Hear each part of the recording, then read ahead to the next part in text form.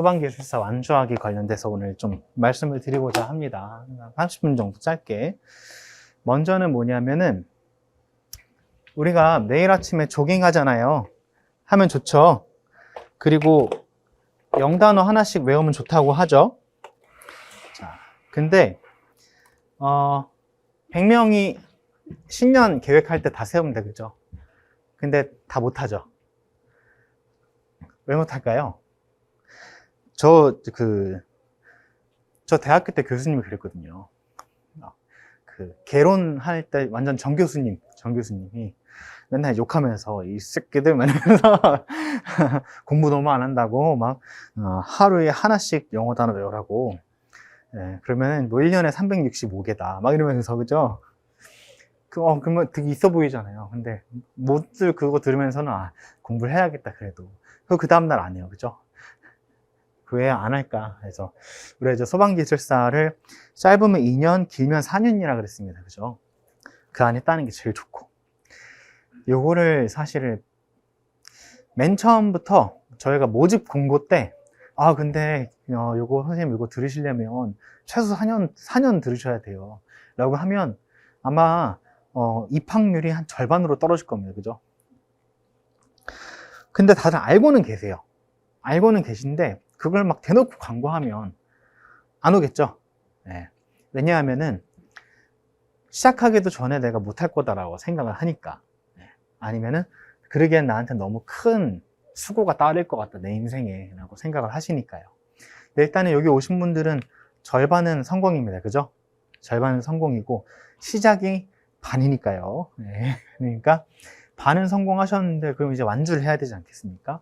하기 위해서 제 생각에 한 4가지 정도 중요하다고 생각하는 것들 나누고 공부를 또 연결하겠습니다. 첫 번째는 뭐냐면 제가 봤을 때 제일 중요한 건 요겁니다. 반드시 소방기술사를 취득해야 되는 이유를 찾으셔야 돼요. 제가 말씀드렸지만 그 인센티브 있죠. 인센티브는 일부에 지나지 않습니다. 그러니까 우리가 정년이 없다, 연봉 이런 거 얘기했잖아요. 네. 그런 것들은 인센티브로 보시면 되세요. 복권 좋은 거 다 아시죠? 그럼 복권 붙을 때까지 하면 되잖아요. 아예 안 하는 분들도 계시죠. 확률 때문에. 인센티브는 일부입니다. 뭐 큰 동기부여입니다. 시작할 때 동기부여는 됩니다. 시작할 때 동기부여는 되지만 저는 그거보다 더 절박한 거를 찾아야 된다고 생각해요. 반드시 따야만 되는 이유가 없으면 흔들릴 수밖에 없습니다. 그래서 조금 나이가 있으신 분들은 이 부분이 있으세요, 다. 저도 그랬고. 저는 가정이 있었기 때문에. 아이가 저는 이제 기술사 시작하면서 아이가 이제 태어났고, 그러면 이제 선택의 갈림길에 있는 거죠. 얘가 이제 한 5살, 6살, 7살 될 때까지 내가 계속 공부만 하면 어떻게 되겠습니까? 날아가잖아요, 그 세월이. 제일 이쁠 때 세월이. 그래서 저는 목표가 딱 4살 되기 때까지 따는 거였어요. 4살. 그 이후에는 이제 애가 기억을 하겠다. 아빠는 나랑 놀아주지 않고 맨날 일만 가. 그죠? 예, 그게 절박함이 좀 있었습니다. 그리고 물론 이 둘은 연결이 좀 되어 있습니다. 그렇죠? 경제적인 상황이 절박함의 가장 큰 그거지 않겠습니까? 우리가 뭐 맨날 하루에 100만 원씩 들어오면, 그죠? 절박할 게 뭐가 있겠어요. 그렇죠? 네. 그게 아니고 우리는 정해진 자원 안에서 써야 되니까 절박함이 있을 거고요. 그거를 조금 더 저는 이제 명확하게 표현하면 기회비용이라고 표현을 하겠습니다. 기회비용을 생각해 보셔야 돼요. 나 공부할 때 약간 흔들린다라고 하면 해도 되고 안 해도 돼. 그러면은 사람은 어떻게 하면 되냐면 안 하게 됩니다. 그죠? 그래서 기회비용을 명확하게 생각을 하십시오. 기회비용. 기회비용이 뭐죠? 내가 지금 이거를 함으로 인하여서 놓치는 것들이 있고요. 안 함으로 인하여서 놓치는 것들이 있습니다. 그 놓치는 게 기회비용이죠. 함으로 인하여서 놓치는 건 뭐가 있을까요? 생각을 해보십시오. 자유시간, 친구들이랑 나가서 못 노는 거, 내가 하고 싶은 것, 취미생활, 특기생활 같은 것 좀 못하는 거, 그런 것들에 대한 비용을 한번 생각해 보시고요. 그 다음에 요거를 내가 하다가 포기했을 때, 그렇지 않고 내가 다른 일을 하고 이 일을 하지 않았을 때, 그때 대비해서 요 일을 소방기술사를 취득했을 때의 기회비용을 또 생각을 해보세요. 취득한 다음에 어떤 전망이 있고 어떤 우리가 기회들이 있고 어떤 부가가치 창출이 있는지 그 비용을 계산해 보십시오. 그다음에 그 비용을 비교를 해 보시고 그 비용이 실제로 내 삶에서 내가 선택을 하는 거다라고 생각을 하시기 바랍니다. 그러면 기회비용을 생각했을 때 어느 정도 지금의 상황에서 내가 더 나아가야 된다. 어떻게 보면 탈출해야 된다. 라고 생각하는 인식이 있을 수 있어요. 저는 설계사무소에서 근무를 했습니다. 설계사무소는 중소기업인 경우에는 사람이 많지가 않아요. 연봉도 높지 않고요. 제 위로 소장님 한 분, 부장님 한 분 계셨습니다. 그래서 제가 6년 동안, 6, 7년 동안 근무하면서 쭉 봐왔는데 설계사에서의 수명은요, 한 50대가 맥시멈입니다. 마지노선이에요. 그 다음엔 어떻게 하냐면, 눈이 안 보여요, 일단. 이거 컴퓨터를 못 봐요. 도면이 안 보여요. 그리고 두 번째는 이제 감이 떨어져가지고 막내때 했던 감이 떨어지니까 유연하지가 못합니다. 법은 계속 바뀌거든요. 그래서 결국엔 어떻게 되냐? 소장은 회사에 한 명이에요. 그죠? 부서당 한 명이지 않습니까? 나머지는 어떻게 가야 되냐? 현장으로 가야 됩니다. 시공 못하죠? 감리하실 수밖에 없어요. 선택권이 그거밖에 없는 겁니다. 감리하면은 이제 안 좋은 것들이 몇 가지가 있습니다. 일단은 집을 떠나야 되고요. 그죠? 그 다음에 건 바이 건 계약입니다. 비정규직이다 이거죠. 계약직이다. 좋게 얘기하면 계약직이다. 프로젝트 단위다. 이런 것들이 있고 또 감리는 전혀 새로운 분야이기 때문에 또 거기서 일을 또 배워야 됩니다. 여러 가지 또 위험성도 있고요. 물론 감리 좋습니다만 소방기술사로서는 지금 감리 최고죠. 최고인데 하여튼 기술사가 아니라면 감리가 크게 메리트가 없는 거예요. 연봉 관련돼도 그렇고. 그 다음 두 번째는 이제 이건 제가 온라인에서 본 건데 후회 노트를 써보랍니다. 이건 똑같은 얘기예요. 내가 이거를 못 한다면, 내가 이걸 포기한다면 이걸 후회할 것 같다라는 노트를 써보시라 이런 얘기 하시더라고요. 그래서 절박함을 찾으셔야 됩니다. 절박하면 빨리 따요. 절박하면 울면서 공부해요. 변호사 아는 이것도 들은 건데 어떤 변호사 되게 최단기에 땄다 그랬나? 어떻게 공부했는지 물어보니까 하루는 너무 힘들어가지고 뭐 울었대요. 울면서 공부했대요. 우리는 뭐 하죠? 너무 힘들어. 울죠? 그럼 그날 쉬어요. 근데 그분은 어떻게 합니까? 울면서 공부한답니다. 네, 그런 분들. 그러니까 이 절박함이 있어야 된다고 생각하고요. 세 번째로는 자신감이 있으셔야 돼요. 아까 말씀드렸죠. 모집 공고할 때 4년 걸린다 그러면 절반으로 모집 공고 떨어집니다. 근데 실제로 그 중에서는 하실 수 있는 분들이 분명히 계셨을 거예요. 근데 왜 포기했을까요? 못한다고 생각하니까. 이게 인식이 엄청나게 중요하지 않습니까? 인식이. 근데 할 수 있다라는 자신감을 갖는데 근자감이 뭔지 아세요? 근거 없는 자신감을 근자감이라고 해요. 근데 이거 가지셔야 됩니다. 가지셔야 돼요. 왜냐하면 평균적으로 봤을 때 우리가 여태까지 합격하신 분들의 평균적인 지식 배경이라던가 그분들의 상황을 비춰봤을 때 이게 엘리트만 따는 자격증이 아니다라고 판명이 난 거예요. 그러니까 우리가 지금 가르치고 있죠. 그죠? 안 그러고선 어떻게 되겠습니까? 안 그러고선 사기꾼이죠. 그렇지 않겠습니까? 근데 할 수 있다라는 생각으로 하고 실제로 그렇게 따시는 분들이 계시니까 저희도 열심히 가르쳐 드리는 거 아니겠습니까? 합격하면 할 수 있어요. 할 수 있습니다. 라는 거예요.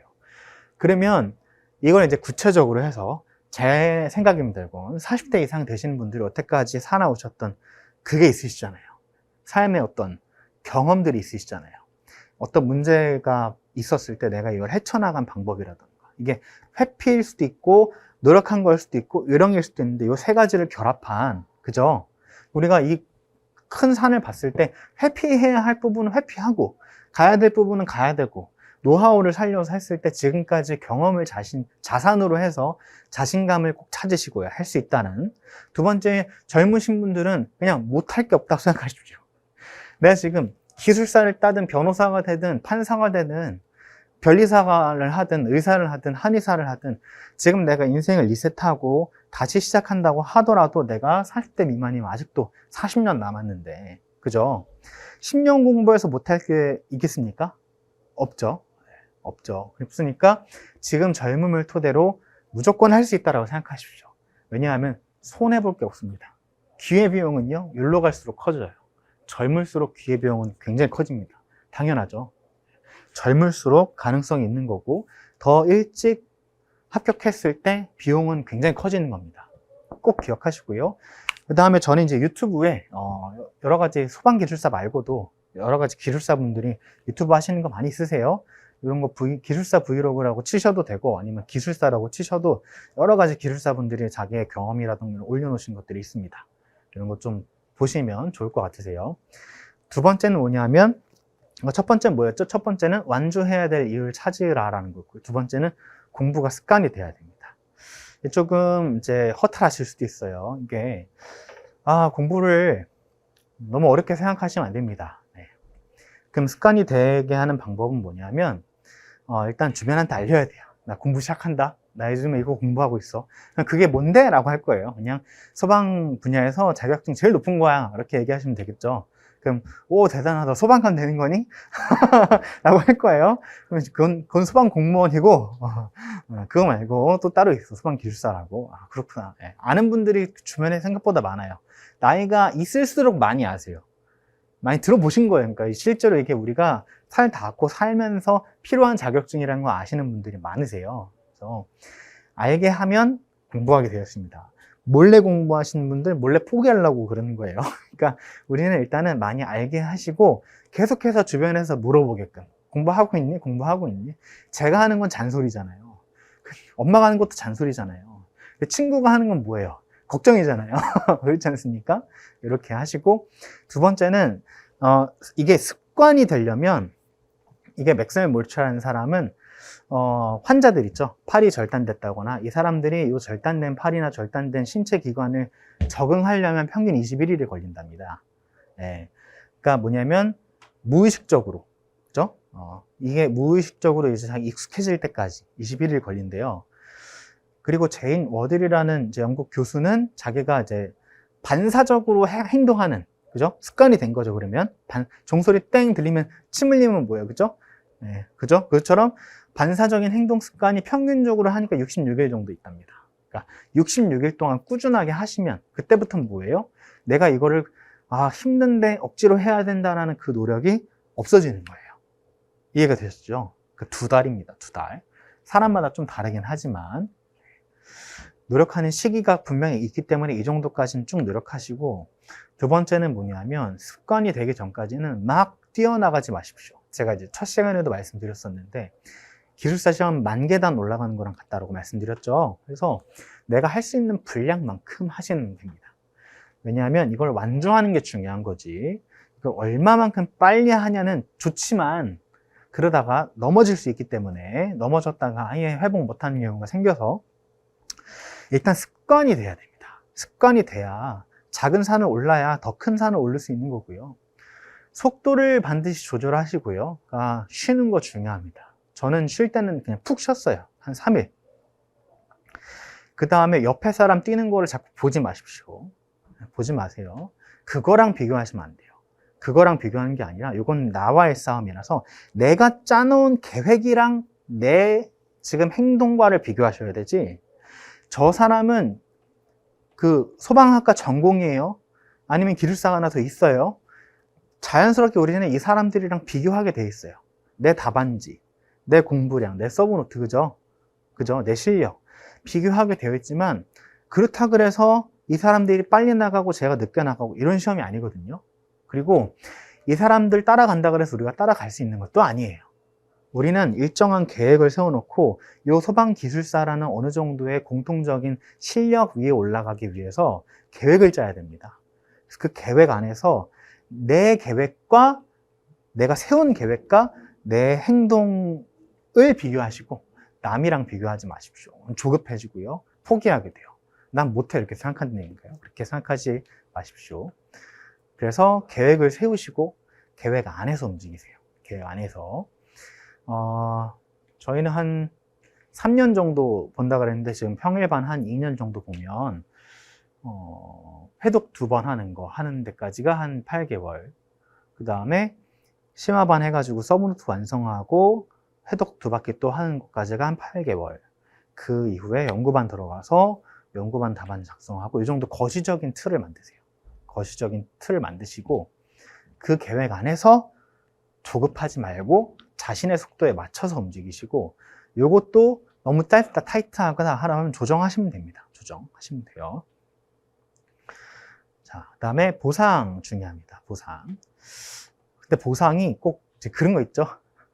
어디 날 위해 상을 줘야 돼요. 바카스를 마시거나 아니면은 아웃백 가시거나 그게 아니고 다 쓴 펜 모으는 분도 계셨어요. 이만큼 모아가지고. 그럼 어때요? 뿌듯하죠. 그때 어떤 느낌이 드냐면 공부할 맛이 나는 거예요. 공부할 맛, 공부한 재미가. 그렇게 느끼시는 분도 있고, 뭐 브이로그 같은 거 하시는 분도 있죠. 요즘에 유튜브 하시는 분들. 틀어놓고 공부하시는 분도 있더라고요. 제일 좋은 건 전 요거였어요. 남자들은 좀, 남자 특성이 그래서 그런가, 남녀 구분하는 게 아니고, 그냥 단순해 엄청, 네. 칭찬하면 다 합니다. 그래가지고, 쓰레기 버리는 거, 고마워하면 다 하죠. 그죠? 네. 그래서 저는 그걸 좋아했어요. 어렸을 때부터. 내가 한 거 자랑하는 거. 근데 이게 막 의식되는 게 아니라, 인정받고 싶어서. 그래서 누가 최고다 칭찬해주면은 계속 보여주죠. 그럼 귀찮아서 그만 보여주라 그러죠. 근데 그게 가족은 안 그러잖아요. 그죠? 그러니까 내가 공부한 거, 이런 거 공부하고 있다 하면은 어떻게 됩니까? 더 좋아요. 자녀분들은 더 좋죠. 예. 지금 하시는 분도, 따님이랑 같이 공부하셔서 따님 대학을 가셨어요. 합격하셨고.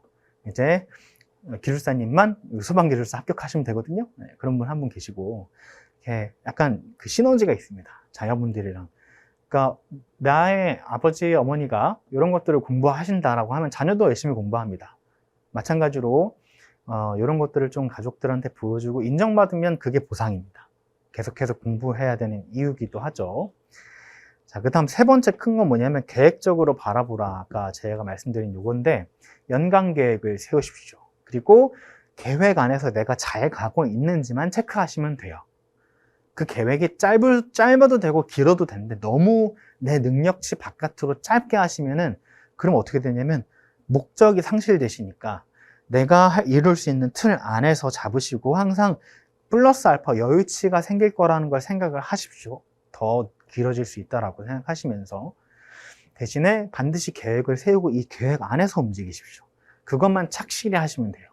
그 계획에 대해서는 제가 제안을 해드리고 있으니까. 왜냐면 이거는 제가 해서 제가 한 속도와 제가 한 방법으로 했더니 이 정도면 합격권이 됐으니까 말씀을 드리는 겁니다. 그리고 저뿐만 아니고 다른 분들 공통적으로 파악을 하고 나서 알려드리는 거니까 계획을 세우십시오. 이런 식으로 기본반 전 이제 1년 본다고 했을 때고요. 이거를 이제 1년보다 조금 더 짧게 하시면은 연구반까지 2년 드실 수 있죠. 네, 2년. 자, 그 다음에 이건 뭐죠? 네. 마지막은 이제 건강한 상태의 유지를 하셔야 됩니다. 초장에 공부한다고 너무 공부만 하시면 아파요. 아프면 아픈 동안 공부를 못 합니다. 그럼 그동안 까먹는 게 더 많아요. 이게 제가 그랬죠. 요렇게 되는데 올라가야 되는데 가다가 한번 이러고 쭉 가면 안 됩니다. 몇 년 또 그러면은 너무 아까워요. 너무 아깝습니다. 이렇게 갈 바에는 차라리 조금 더 기간을 길게 보시고 천천히 올라가세요. 그러려면은 체력이 있어야 되고요. 음식 건강하게 드셔야 되고 운동 자주 하셔야 되고 그 다음에 생각을 건강하게 하셔야 돼요. 생각을 건강하게 하셔야 됩니다. 부정적인 사람을 멀리하라. 왜냐하면 이거는 안 돼. 이건 너무 어려워. 이거는 할 수 없을 것 같아. 야, 이거 그리고 공부할 때도 이런 분들 계세요. 오늘 놀았어. 오늘 하루 종일 놀아버렸네. 이렇게 계속 그렇게 얘기하시는 분들이 계세요. 그런 분들은 가까이 하지 말라라고까지는 안 하겠지만 그런 분들은 그냥 그러려니 하세요.